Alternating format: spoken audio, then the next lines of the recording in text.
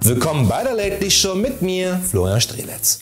Kommen wir zu unserem Thema heute Abend. Schauen einmal auf einen der größten Klimakiller, nämlich das Flugzeug.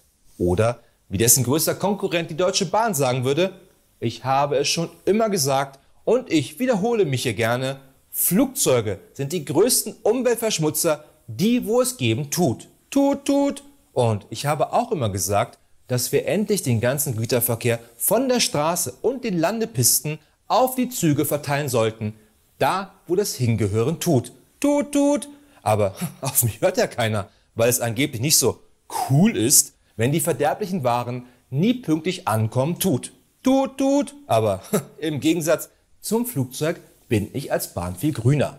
Jetzt vielleicht nicht grün gegenüber der Natur, weil ich immer noch Glyphosat auf die Gleise sprühe, wie der Candyman Diabetes und Messerstiche verteilen tut. Tut. Nur, hey, unsere ICEs sind jetzt grün angemalt. Das muss doch irgendwas wert sein, oder? Die Deutsche Bahn ist viel pünktlicher als jedes Flugzeug auf dieser und der nächsten Welt. Gerade wenn es nichts mit der Zeit zu tun hat. Und alleine die Beinfreiheit während der Fahrten bei uns. Im Flugzeug ist man eingequetscht auf seinen Mickey-Maus-Sitz, aber bei uns kann man wenigstens stehen. Das ist gut gegen die Thrombose, die man sich sonst einfangen tut. Tut. Daher auch das Motto der Deutschen Bahn, genießen Sie die Fahrt in vollen Zügen. Aber warum ist das Fliegen denn so gefährlich für unser Klima? Wenn sich zum Beispiel ein A380 mit seinem knapp 560 Tonnen Gewicht in die Lüfte erhebt und dann für 100 Kilometer nur 1700 Liter Kerosin verbraucht, wieso ist er dann ein Klimakiller? Und ich glaube, ich habe mir gerade bei der Frage selber die Antwort gegeben. Oder? Das Hauptproblem für das Klima ist jedoch ein anderes. Das Problem ist, dass das Flugzeug in 10-12 Kilometer Höhe fliegt, also dort, wo der Treibhauseffekt direkt gemacht wird und dann nicht nur CO2 emittiert, sondern auch viele andere Substanzen. Substanzen heißt insbesondere Aerosolpartikel und Partikel, die dann zu Kondensstreifen führen. Und diese Kondensstreifen haben einen deutlich höheren Klimaeffekt wie das CO2. Kondensstreifen also. Sie entstehen, wenn der Wasserdampf aus den Triebwerken kondensiert und zu Eis gefriert. Dazu muss die umgebende Luft feucht und kalt genug sein. Eine langgezogene Eiswolke entsteht. Das Problem, die Kondensstreifen legen sich wie eine Decke über den Himmel, die die angestaute Wärme der Erdoberfläche nicht entweichen lässt. Ich habe schon immer gewusst, diese gottverdammten Chemtrails. Nicht nur, dass das Fliegen schädlich ist, wie zum Beispiel nach Malle und da auch für die Ohren und die Leber, sondern gerade ein Flug von Düsseldorf nach Miami in Florida verursacht pro Person so viel CO2, wie ein Auto in einem kompletten Jahr verursacht.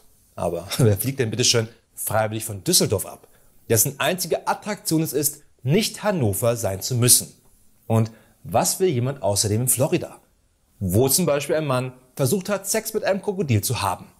Kleine Frage, warum ist das Krokodil hier auf dem Bild gefesselt? Ist es nicht das Opfer?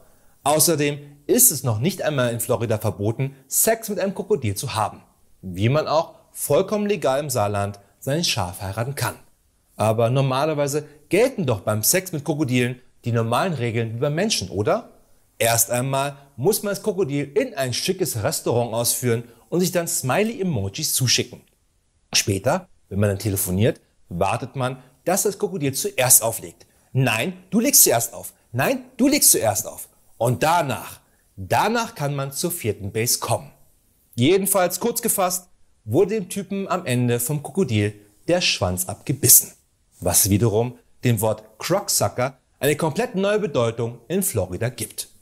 Und weil du gar nicht weißt, wie Florida wirklich aussieht, ist dir auch nicht aufgefallen, dass das hier gar nicht Florida ist, sondern die offizielle Karte aller Touristenattraktionen im englischen Städtchen Berkhamsted. Oder aber auch, wie man Kindern beibringen kann, wie ein männlicher Penis aufgebaut ist. Das war jetzt nicht ganz klar zu erkennen auf der Karte. Aber vor allem ist ein Flug nach Florida eines, nämlich verdammt billig. Ein Ticket kostet um die 250 €. Nur warum ist das so billig? Auch der deutsche Verkehrsminister stellt sich immer wieder schützend vor die Luftfahrtindustrie. Klimaschutz scheint nachrangig. Die Unternehmen zahlen keine Kerosinsteuer. Bei internationalen Flügen auch keine Mehrwertsteuer. Ein Geschenk an die Branche in Höhe von insgesamt 11,8 Milliarden Euro pro Jahr. Das Umweltbundesamt fordert die Abschaffung dieser Subventionen vergeblich.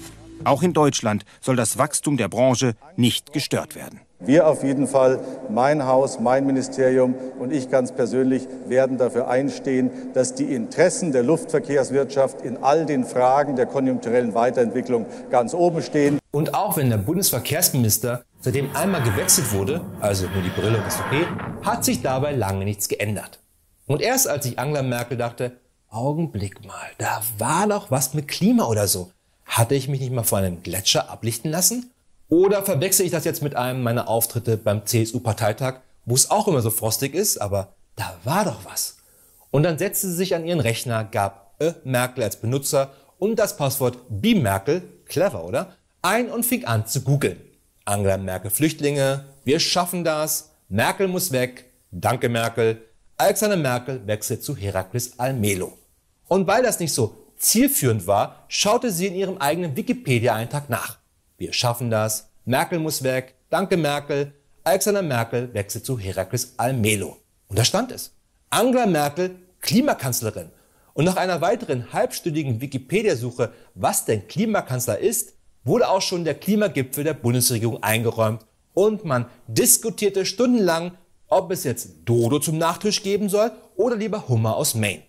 Und dann wurde zwischen zwei Absackern das Klimapaket zusammengeschnürt und dem anwesenden DRLer mitgegeben.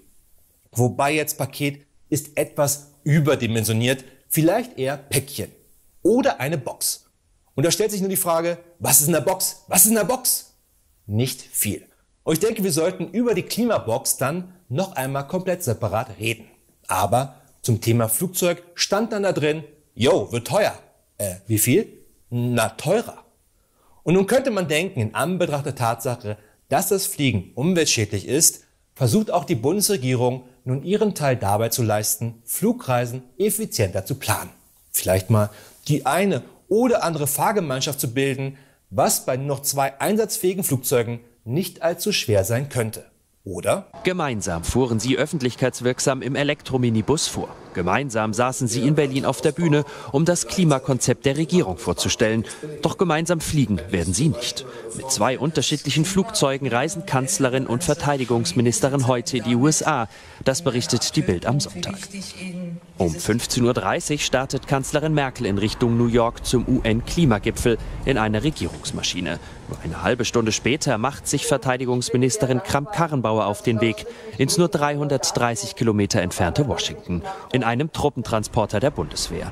CO2-Ausstoß für Hin- und Rückflug 335 Tonnen, rund 30 Mal so viel wie jeder Deutsche durchschnittlich im Jahr produziert. Okay, ich rechne das mal zusammen. Mit dem Elektrobus zur Pressekonferenz, Klimakanzlerin plus 1. Dann zum gleichen Ziel mit 2 Flugzeugen. Clever, falls eins mal wieder ausfällt oder die Chemtrails von einem nicht reichen für die 4 Grad Erderwärmung. Summe bilden, dividieren. Eine Flugstunde kostet 35.000 €. Der Flug eines zweiten Flugzeuges bei einer Flugzeit von 10 Stunden macht weitere 350.000 € Zusatzkosten. Die hätte man sicherlich sparen können. Ein Pausenbrot abgezogen, das LKK mitgebracht hat, die Nenner gleichziehen, eine Werbung gucken, das macht dann zusammen einen echt beschissenen Eindruck. Genauso wie übrigens die Namensschilder bei der Pressekonferenz. Olaf Scholz ist der BM Scholz, also Bundesminister Scholz. Angela Merkel ist einfach nur the Bundeskanzlerin und LKK ist Kramp-Karrenbauer, kein BM. Also entweder weiß der Praktikant der CDU, der die Namensschilder ausdrucken musste, mehr, oder wir sehen hier das Ende einer niemals wunderbaren Freundschaft. Fehlt eigentlich nur noch, dass Angela Merkel der LKK bei der nächsten Gelegenheit ihr vollstes Vertrauen ausspricht. Also fassen wir zusammen. Wir wissen auf der einen Seite, dass Fliegen einer der größten Klimakiller überhaupt ist. Ohne Wenn und Aber. Aber auf der anderen Seite, jetzt genau hier anzusetzen und das Fliegen deutlich teurer zu machen, machen wir genau, aber nur ein ganz kleines bisschen. Wir subventionieren das Fliegen immer noch stärker, als wir es mit Steuern belasten. Und selbst diese Kostensteigerung werden die Menschen locker mitnehmen. solange ein Flug nach Florida immer noch weniger kostet als 3 Übernachtungen in einem 3-Sterne-Hotel in Florida. Inklusive einem Happy Ending durch örtliche Crocksucker. Und solange wir nicht bereit sind, gerade als Regierung massiv Einschnitte zu machen, kommen wir nicht weiter. Denn dann sind die Interessen in einer Bundesregierung am Ende nur mein Flugzeug, mein Haus, mein Ministerium und ich ganz persönlich. Das Klimapaket soll zudem das Bahnfahren attraktiver machen, gerade als Alternative zum Fliegen. Und ich habe mich zum einen schon immer mal darauf gefreut, mit einem Regio mal nach New York zu tuckern, mit 1365 mal umsteigen. Und zum anderen, dieses attraktivere Bahnfahren, hat die Deutsche Bahn noch eine attraktivere Schwester, die man uns jahrelang vorenthalten hat, oder war das nur als Meta-Gag gedacht? Das war's wieder von der Show für heute, aber keine Sorge, wir sehen uns wieder am Freitag mit den Lately News. Bis dahin eine gute Nacht und viel Glück da draußen.